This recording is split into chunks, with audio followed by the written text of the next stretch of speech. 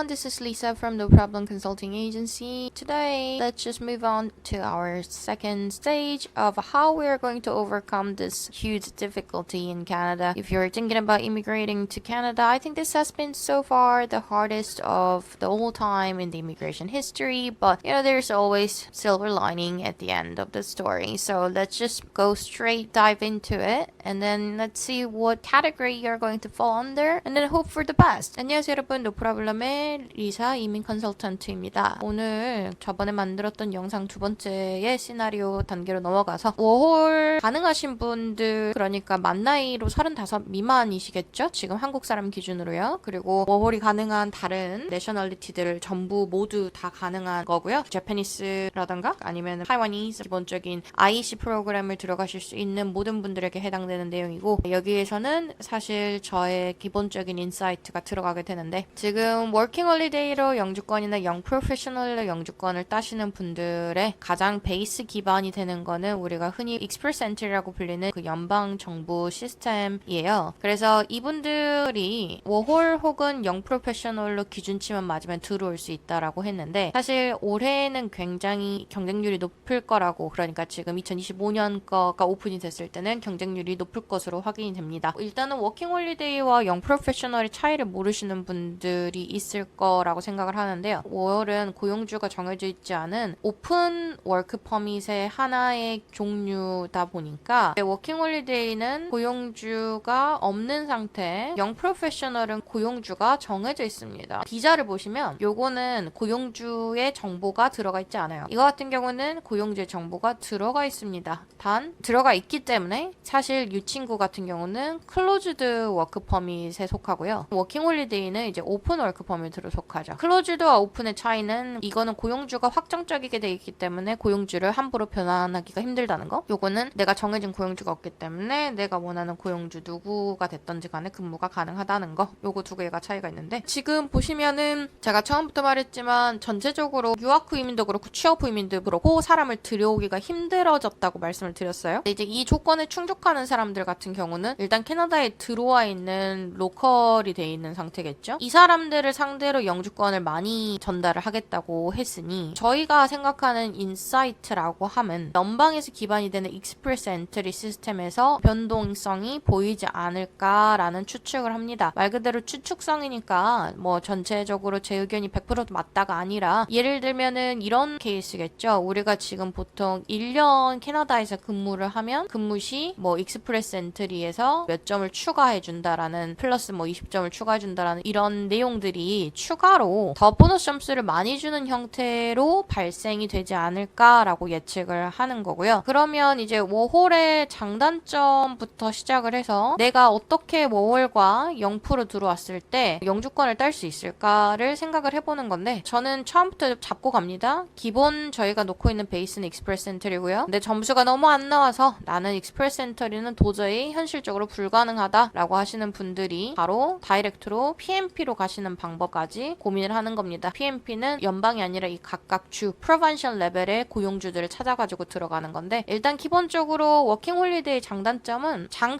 아까 말했던 것처럼 오픈이에요. 열려 있어요. 그러니까 내가 고용주랑 근무를 하다가 영주권이 좀 안 될 것 같은 지역에 있으셨던 분들은 다른 주로 넘어가시는 것도 어렵지가 않고, 그리고 특정적으로 뭐 내가 이렇게 묶여 있는 게 아니다는 게 장점이겠죠. 단점은요, 이게 로또 같은 거예요. 그래서 우리가 무조건 신청을 하면 다 되면 너무 좋겠죠. 그런데 정해진 게 기간이 있기 때문에, 만약에 본인이 워킹홀리데이 프로파일을 만들었어요. 그러면 프로파일을 뽑혀야 되는데, 이 뽑히는 단계가 미지수라는 거예요. 내가 언제 어떻게 뽑힐 것인가가 정해진 게 없고, 진짜 말 그대로 랜덤 드로우를 하기 때문에 내가 계획을 하고 싶어도 언제 뽑힐지가 모르면 계획성 자체가 불가능해진다는 거. 그리고 실제로 내가 프로파일을 만들었다고 해서 내가 100% 뽑히는 게 아니다 보니까 안 뽑히신 분들도 실제로 있습니다. 그 부분까지 감안을 했을 때 불확실성에 대한 게 단점이 제일 크겠죠. 이 워홀과 관련된 번외 질문이 항상 나오기 때문에 설명을 좀 드릴게요. 워킹 홀리데이일 때 나는 공부가 가능할까요? 네, 공부 가능하십니다. 워홀은 실질적으로 적혀져 있어요. 이거는 제가 하는 말은 아니고 CIC에서 나와 있는 화면을 보고 설명을 좀 드릴 건데요. 내가 participating IEC 프로그램을 하는 동안에 공부가 가능합니까? 라는 내용에 대한 질문에 대한 답변이에요. IEC 프로그램을 뭘 듣던 간에 인디비주얼 코र्스를 들어갈 수 있고, 디스 코र्스는 6개월 안으로 끝나 하나는 코스여야 된다. 6개월 이상으로 들어가는 코스의 한 파트면 안 되고 코스가 롱텀 코스라면 너는 스터디 퍼밋을 따로 별도로 신청을 해야 된다라는 내용을 발견할 수 있습니다. 요거 같은 경우는 workers who can study without a study permit이라 그래서 옛날에 코로나 당시에 있었던 뭐 또 추가적인 내용이 들어간 건데 기승전결 보면 실제로 IC 프로그램을 참석한 사람도 6개월 미만의 수업은 들을 수 있고 보통 이런 경우에는 영어 수업을 많이 듣는 것 같고요. 두 번째로 많이 물어보시는 5월일 때 중복 비자가 가능하냐? 요것도 솔직히 많이 물어보시거든요. 요 내용도 확인을 해보시면요. 쉽게 보시면은 워홀을 가지고 있어도 동시다발적으로 스터디 퍼밋을 가질 수가 있고 워크 퍼밋을 중복적으로 가지고 있는 것도 가능하다라는 내용이 여기 나와 있습니다. 여기서 이제 궁금한 거는 영 프로페셔널도 동일한가요? 라는 내용인데 영 프로페셔널 워킹홀리데이들 둘 다 IC 프로그램이라 그래서 이미 포함되는 프로그램이기 때문에 둘 다 가능하시거든요. 그래서 이제 모든 기본은 이 상태로 들어가서 영주권을 신청을 해야 될 때 익스프레스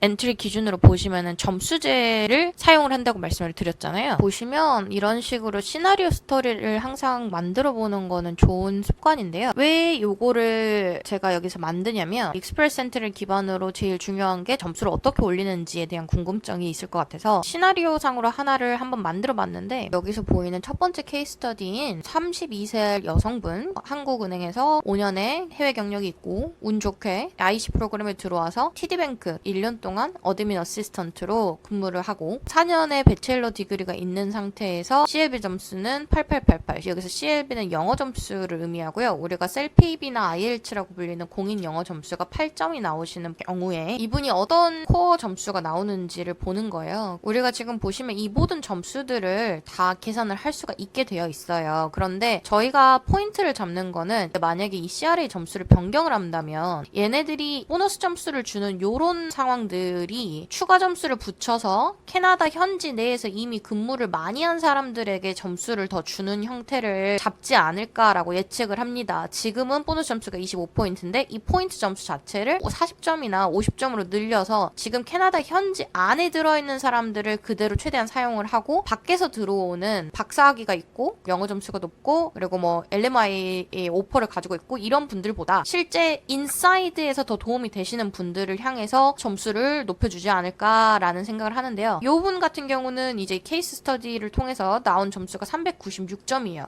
그럼 우리가 생각을 해봐야 될 건 이 396점이 내가 영주권을 뽑히기에 가능한 점수인가를 생각을 해보는 거죠. 근데 여기서 포인트는요. 우리가 트랜잭쇼리를 파악을 할 때 상향 트렌드인가 하향 트렌드를 보는 건데 지금까지는 익스프레스 엔트리 보시면 상향 트렌드인데 최근에 여기 이제 상향 트렌드 하향 트렌드가 이제 계속 이런 식으로 보이는데 사실 이제 463점의 헬스케어 아큐페이션은 자기네들이 선택한 타겟으로 오기 때문에 만약에 실제로 캐네디언 워크 익스피리언스 클래스로 오셔서 헬스케어로 만약에 취업을 되시게 되면은 요거는 현실 가능성이 굉장히 높습니다. 항상 저는 뽑는 사람 수를 많이 보게끔 하는데 지금 뽑는 사람 수가 헬스케어 굉장히 높았어요. 그러니까 당연히 CRA 점수도 내려가는 거죠. 반대로 CEC는 진짜 사람 별로 없나 봐요. 400명 뽑았는데 539점이면요. 그렇게 높은 점수가 아니에요. 원래 앞에 400명이면은 점수가 훨씬 더 높을 걸로 예상을 하는데 그런데 지금 전반적인 느낌과 추세선을 보시면은 자기네들이 이제 타겟팅을 치는 아큐페이션들 뭐 트레이드 아큐페이션, 프렌치 하는 애들 그러니까 이런 부분들을 여러분이 보셨을 때 앞으로 미래에 이 사람들이 어떻게 사람들을 더 많이 뽑아갔을 건지를 예측을 하는데 프렌치 공부하는 거 완전 추천드려요. 이거는 무조건 계속 늘릴 테니 만약에 내가 현실적으로 영주권을 생각을 했다면 헬스케어랑 차일드케어 그래서 EC 쪽에 관심이 있으신 분들 가능성 있습니다. 캐네디언 익스피리언스 클래스로 유지하셔가지고 점수선 조금만 높일 수만 있다면 가능성이 있는데 여기서부터는 다음 단계로 넘어갈게요. 워킹홀리데이나 영 프로페셔널로 들어와서 이 이의 점수를 높이기 위해서